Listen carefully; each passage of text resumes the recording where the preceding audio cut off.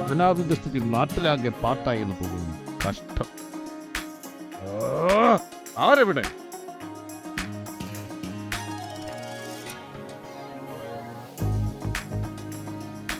ആരെവിടെ?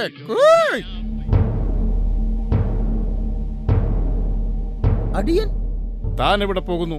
അങ്ങയുടെ ഉച്ചാമൃതത്തിനുള്ള തയ്യാറെടുപ്പിലാണ്. അല്പം വിറകു തേടി പോകുന്നു. ഇതാ ഈ റേഡിയോ അടുപ്പിലിട്ടേക്ക്. അയ്യോ, എന്തിനാണ് പ്രഭു ഇത് കത്തിക്കുന്നത്? ചുമ്മാ കത്തിച്ചേക്ക്. രാജകൊട്ടാരമാകുമ്പോ എന്തെങ്കിലും കുറച്ച് തോന്നിവാസമൊക്കെ വേണ്ടേടോ. ആ പ്രഭു, ഒരു കാര്യം മറന്നു. അങ്ങയെ മുഖം കാണിക്കാൻ രണ്ടുപേർ വെളിയിൽ കാത്തു നിൽക്കുന്നു. ഞാൻ അങ്ങോട്ട് പോയി അവരെ കാണണോ അതോ? വേണ്ട, അവരെങ്ങോട്ട് വിളിക്കാം. ഹായ്, അത് ലാഭായല്ലോ.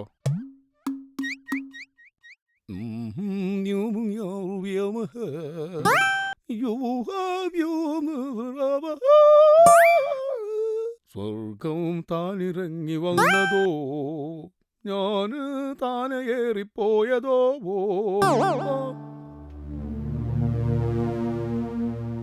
കിണ്ണാകൃതിക്കാട് വാഴും വീരശൂര രാജരാജസിംഹൻ നീണാൽ വാഴട്ടെ. ആരാത്? ഞാനാണ് പ്രഭു, പോലീസ് മിനിസ്റ്റർ കെ ഷിക്കി.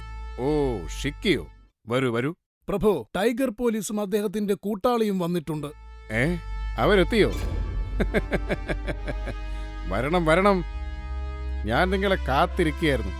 പ്രഭു, എന്തിനാണാവോ ഞങ്ങളെ വിളിപ്പിച്ചത്? കിണ്ണാകൃതിക്കാട്ടിലെ ഉണ്ണിവൈദ്യരെ രക്ഷിച്ച മിടുക്കന്മാരെ ഒന്ന് നേരിൽ കാണാൻ വേണ്ടി തന്നെയാ വിളിപ്പിച്ചത്. പ്രഭു, വീരശൂര പരാക്രമികളായ 2 പോരാളികളാണിവർ. അതെ അതെ, അല്ലെങ്കിൽ ഉണ്ണിവൈദ്യർ കാലപുരിക്കെത്തുമായിരുന്നല്ലോ.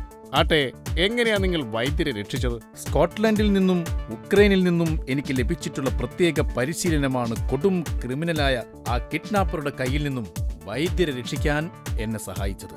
ഓഹോ,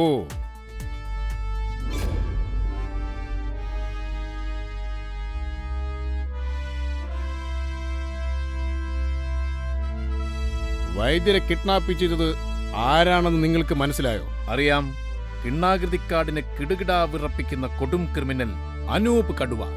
അതെ, നിങ്ങൾ പറഞ്ഞത് സത്യമാണ്. ഈ അനൂപ് കടുവ ആരാണെന്നറിയാമോ?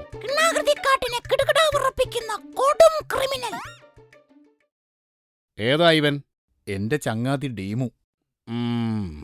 ടൈഗർ, ആ അനൂപ് കടുവ ആരാണെന്ന് അറിയാമോ? അവനെക്കുറിച്ച് കൂടുതലൊന്നും അറിയില്ല പ്രഭു. നമ്മൾ ജയിലിൽ പിടിച്ചിട്ടിരിക്കുന്ന ഏതോ കൊടും കുറ്റവാളിയെ വിട്ടുകിട്ടാൻ വേണ്ടിയാണ് അവൻ വൈദ്യരെ തട്ടിയെടുത്തത് എന്ന് മാത്രമറിയാം. എന്നാൽ നിങ്ങൾ അറിയാത്ത ചിലതുകൂടിയുണ്ട്. അത് പറയാനാണ് ഞാൻ നിങ്ങളെ വിളിപ്പിച്ചത്. എന്താണ് പ്രഭു?